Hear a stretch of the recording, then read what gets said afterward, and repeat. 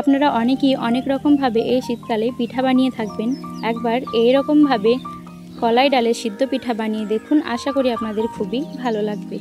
তো এখানে প্রথমেই নিয়েছি 2 বাটি ভেজে রাখা কলাইয়ের ডাল। এবার আমরা নিয়ে নিচ্ছি পরিমাণ মতো 3 গ্লাস জল। দিয়ে দিচ্ছি 1 চামচ লবণ আর দেব হাফ চামচ হলুদ গুঁড়ো। আপনারা চাইলে এখানে আদা রসুনের পেস্টও ব্যবহার করতে পারেন, তাতে স্বাদটা আরও বাড়ে। দিয়ে দিচ্ছি কিছু কেটে রাখা কাঁচা লঙ্কা কুচি, 2টো তেজপাতা। এবার আমরা মুখটা ঢাকা দিয়ে এটাকে সেদ্ধ করতে দিয়ে দেব। আমাদের ভালোভাবে এটা সেদ্ধ হয়ে গেছে। দেখুন কত সুন্দর ঝরঝরে হয়ে সেদ্ধ হয়েছে আর জলটাও পুরো শুকিয়ে গেছে।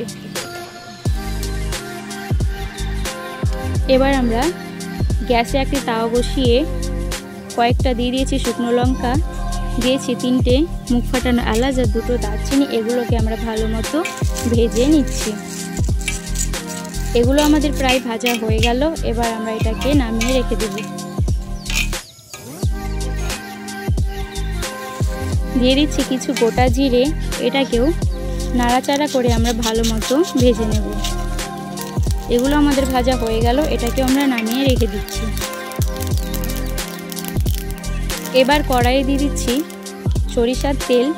তেলটি গরম হয়ে আসলে দিয়ে দিচ্ছি থেতো করে রাখা রসুন আর 4টে পেঁয়াজ কুচি।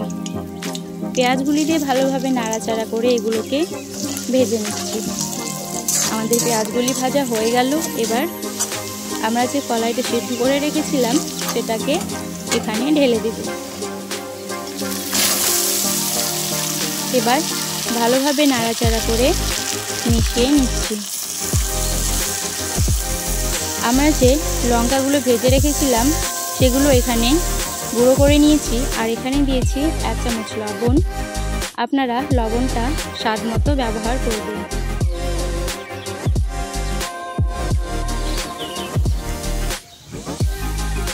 এবার সবগুলি নাড়াচাড়া করে 2 মিনিট মতো ভেজে নিচ্ছি। এখানে নিয়ে নিয়েছি একটি হাঁড়ি, দিয়ে দিচ্ছি জল। জলটা ভালোভাবে গরম হয়ে আসলে দিয়ে দিব হাফ চামচ লবণ। লবণটা দিয়ে জলটা আরও ভালোভাবে ফুটে আসলে আতপ চালের ময়দা দিয়ে দিচ্ছি। এইভাবে ময়দাটা দিয়ে ভালোভাবে নাড়াচাড়া করে ময়দাটাকে খামির করে নিয়েছি। ময়দাটা আমাদের খামির করা নেওয়া হয়ে গেছে। এবার আমরা এটাকে ঢেলে নিচ্ছি এবং এটাকে গরম গরম অবস্থাতেই আমরা মেখে নিচ্ছি। তো গরমের জন্যে অল্প একটু ঠান্ডা জলে হাত চুবিয়ে এটাকে ভালো মতো মেখে নিতে হবে।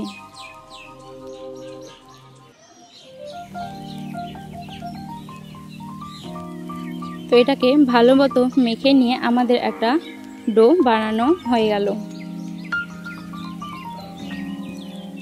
এবার এগুলোর আমরা ছোট ছোট করে লেচি কেটে নেব এবং শুকনো ময়দা দিয়ে রুটির মতো করে বেলে নেব। আপনারা খুব সহজেই এটাকে ভালোভাবে বেলে নিতে পারবেন। তো এটাকে আমাদের বেলা হয়ে গেল। এবার একটা গ্লাসের সাহায্যে আমরা এগুলোকে কেটে নেব।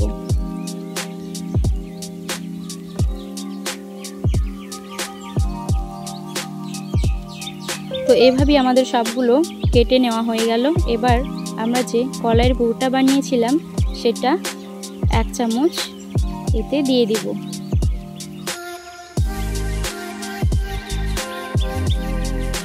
পুরটা দিয়ে 2 দিক ভালো মতো হাত দিয়ে চেপে লাগিয়ে দিচ্ছি। তো নর্মালি যেরকম মিষ্টি পিঠার ডিজাইন হয় ঠিক একই ডিজাইন এগুলোর আমরা দিয়ে দিচ্ছি। ভিডিওটি ভালো লাগলে লাইক করবেন, চ্যানেলে নতুন হলে অবশ্যই সাবস্ক্রাইব করবেন আর বন্ধুদের মধ্যে শেয়ার করবেন। ঠিক একইভাবে পুরটি দিয়ে আমরা 2 দিক ভালো মতো লাগিয়ে দিচ্ছি। এইভাবে আমরা সব পিঠাগুলো বানিয়ে নিয়েছি।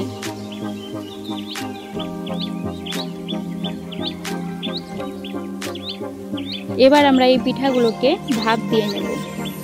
তো ভাপ দেওয়ার জন্য নিয়ে নিয়েছি একটা মিডিয়াম সাইজের হাঁড়ি, আর নিয়ে নিয়েছি অর্ধেক হাঁড়ি জল। আর হাঁড়িটাতে আমরা একটা সুতির কাপড় ভালোভাবে পরিষ্কার করে নিয়েছি এবং হাঁড়িতে শক্ত করে বেঁধে দিয়েছি।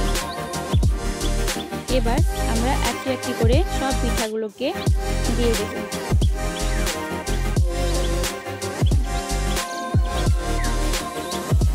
এইভাবে পিঠাগুলি দিয়ে আমরা একটা বাটি দিয়ে 5 মিনিটের মতো ঢাকা দিয়ে রাখবো।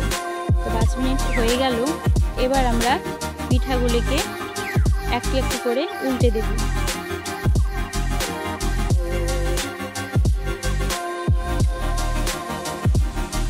পিঠাগুলিকে উল্টে দিয়ে আমরা আরও 5 মিনিটের মতো এগুলোকে ঢাকা দিয়ে রেখে দেব।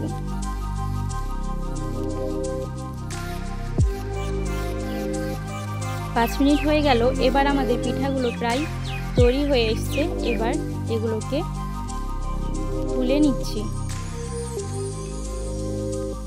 আপনারা অবশ্যই এত সুন্দর এই পিঠার রেসিপিটি বাড়িতে বানাবেন আর খেতে কেমন হয়েছে কমেন্ট করে জানাবেন। আর খুব সহজেই আপনারা এই পিঠাগুলি বানিয়ে নিতে পারবেন। দেখা হচ্ছে পরের ভিডিওতে। আজকের মতো এখান থেকেই।